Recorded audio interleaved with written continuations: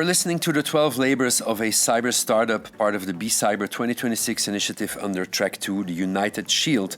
My name is Tommy Gonti, and I have teamed up with Mustapha Annouh, CEO and co-founder of Shield AI, and Lars Veelaert, CEO of XFA. We continue with Labor 6, going international, as we will talk about testing IDs on the more global stage, learning from international markets and leveraging agility despite size limitations. Mustapha, I heard you talking about traveling. It's maybe a stupid question, but why did you travel and participate in a lot of international events in the first place? That's very simple. You need to know your competition. Okay. If you look into websites, you may find some of the competition, but the beauty of creating businesses is to see how far the competition went and adjust eventually. When we went to the economic mission last year with AWEX in November, we had the chance to go to Microsoft, as I mentioned.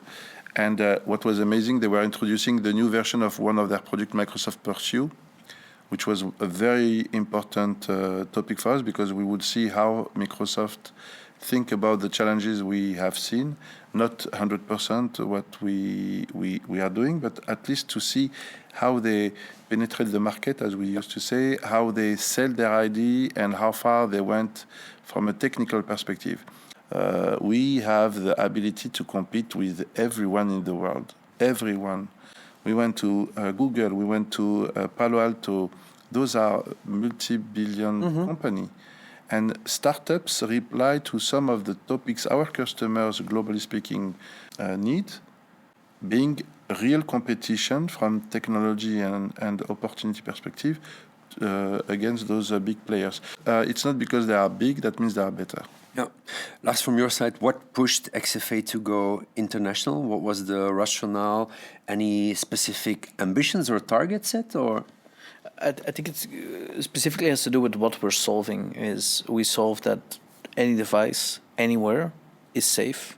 And that's illustrated the best by companies that are in different offices or maybe have different locations around the world. And that could be Belgium and Netherlands. Or so quite quickly we realized that we should also be a bit internationally active as well.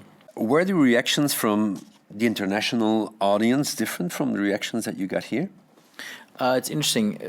It really depends on also the size of company we're talking to. So, for example, in Paris, there's a lot of very big enterprises.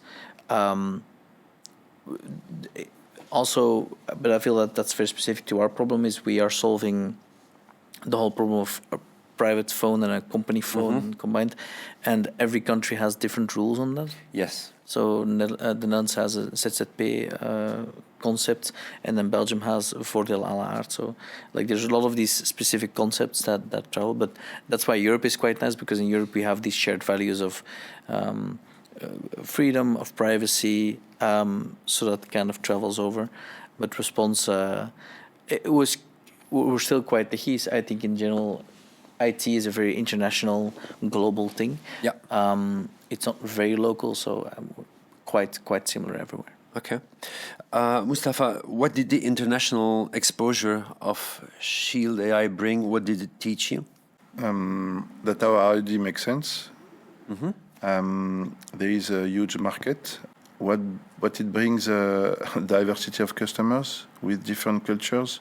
When you go to North America or you go to Middle East, you see the way business is done, the way you sell, the way your ID makes sense is very different, and you learn out of it. You learn basically an intellectual flexibility to adapt and readapt depending who you have in front of you, and that is really the beauty of the... And did you feel small, like the moment you get there and you discover new audiences? Did you feel like, wow, there's a whole new world out there for me? And well, I exceed the 100 kilos, so I'm never small around people.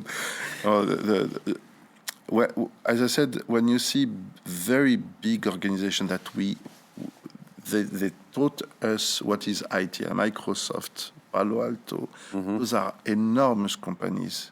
And you hear what they have to say, and you still find a place for yourself. Somehow they are not as big as you think about. And it's not being wrong thinking that we are too small or too big. It's just that the reality is, in technology, there is always room for improvement. And this is where I believe, Lars, this is where we have to find those opportunities and jump to them. And both Google and Microsoft are very happy as well, or other big players are very happy to actually partner or at least invite you, have conversations. So it feels like what we've experienced is that they have these startup programs or mentorship programs that they're very happily to onboard you in, and because they also want to see what's out there. Yeah. Okay, they might want to learn a bit, sure, but there's also might be even an exit path at some point for a startup. So in a way, they don't keep it closed as well on their side. They are very happy to have you over. So, and to which point is it then actually rewarding to move abroad, to build and present your products and services there? Financially, network-wise, it's multi-layered, I guess. I feel like it's just you have your own network in the beginning, and you can go in Belgium, you can go to events, but we have this internal target where we want 3 big brands recognizable in every country, so that every company in any country in Europe can look up and can say, oh, that's a recognizable company for me. I'm like that person. Oh, I can use XFA as a technology. And you can wait in your own network and slowly build, but just breaking into a specific country and then growing from there feels like the way to go for many startups. Yeah. What does it actually feel like to understanding and feeling that your company that you founded actually belongs on an international stage? What does it change you as a person? When you have the feeling that your company makes sense, this is what brings the value at the end. I would even ask the question differently. It's especially because our technologies are software and they're online. You are global from the beginning. From the moment that you put your website online or you put your product online, you are international. It's not really a choice. You have to be. Interesting perspective there. Thank you, Lars. Thank you, Mustapha, for joining me here today.